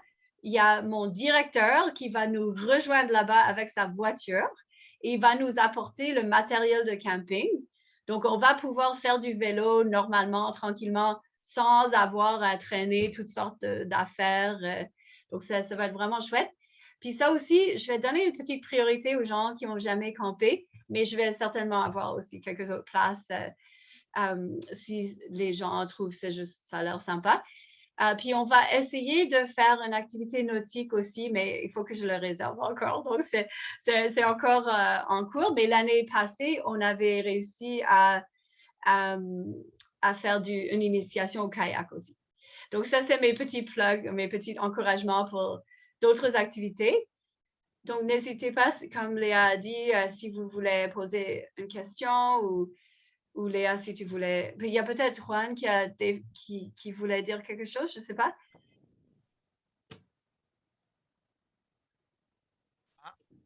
Oui, Adrián, une petite question pour l'activité du mois de août. Est-ce que tu vas fournir les informations bientôt? Oui, alors j'espère, mais en fait, ça va être vers début juillet que je vais fournir les informations parce qu'en fait, Ok. je pars en vacances bientôt et je suis dans la désorganisation totale. Donc, j'ai un petit doute que je n'aurai pas la capacité de l'annoncer officiellement avant, mais je vais essayer d'au moins donner les dates. Et comme ça, vous pouvez garder les dates un peu en tête. Ok, merci. Ça fait plaisir. Est-ce qu'il y a d'autres questions, commentaires? S'il n'y a pas d'autres questions, je prendrais peut-être les 2 minutes ou 1 minute des 2 minutes qui restent pour juste vous donner un petit aperçu sur le type d'activité qu'on a au Carré Saint-Laurent. C'est très varié. Donc, par exemple, là, on n'est vraiment plus dans le plein air, mais par exemple, ce vendredi dernier, on a fait une activité d'initiation à la réalité virtuelle. Donc là, je vous rappelle que nos activités, elles sont réservées pour nouveaux arrivants et immigrants. Par contre, pour les Québécois, Québécoises d'origine, si jamais vous êtes intéressé à faire du bénévolat au Carré Saint-Laurent, ça, c'est toujours le bienvenu. Donc, bref, on a cette activité-là en présentiel au Carré. La semaine prochaine, on a un atelier, juste pour vous donner une idée, un atelier sur Zoom sur les droits et responsabilités au Québec et au Canada. C'est varié. Et dans l'optique plein air, mardi prochain, en soirée, on va avoir le privilège, la chance de pouvoir s'initier au gravel bike pour ceux qui savent déjà faire du vélo, qui sont confortables, qui sont relativement en forme.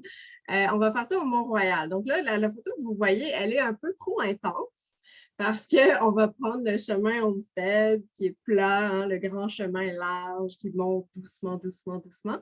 Donc, on va faire ça. Le gravel bike, c'est semblable au vélo de montagne, mais pas aussi intense, disons.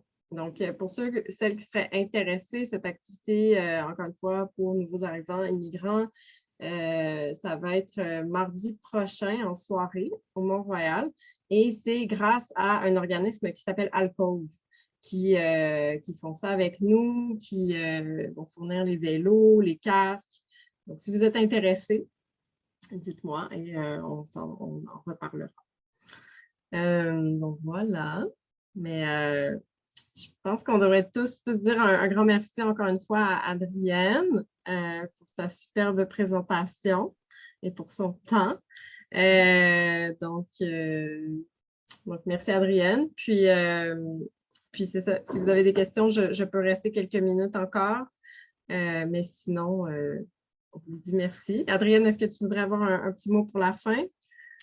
Oh, ben, juste merci de votre intérêt et de votre participation aujourd'hui. Et n'hésitez pas là, vous avez mon courriel, vous avez moyen de rester en contact et n'hésitez pas, surtout pas si vous avez même juste une question comme ça plus tard. Ça me fait toujours vraiment plaisir de répondre à ce genre de questions. Donc, j'espère que vous allez vraiment profiter de votre été au maximum avec toutes les opportunités qu'il y a à Montréal. Voilà. Et merci à Léa d'avoir lancé l'invitation et l'organisation. Et c'était vraiment fun de collaborer avec toi. Merci, toujours un plaisir, ouais. Donc, merci tout le monde. Bonne journée. Et c'est ça aussi, s'il y en a qui veulent recevoir l'infolettre du Carré, dites-moi, vous pouvez rester et me le dire. Et je vais vous envoyer le lien vers le sondage que Adrienne vous a partagé.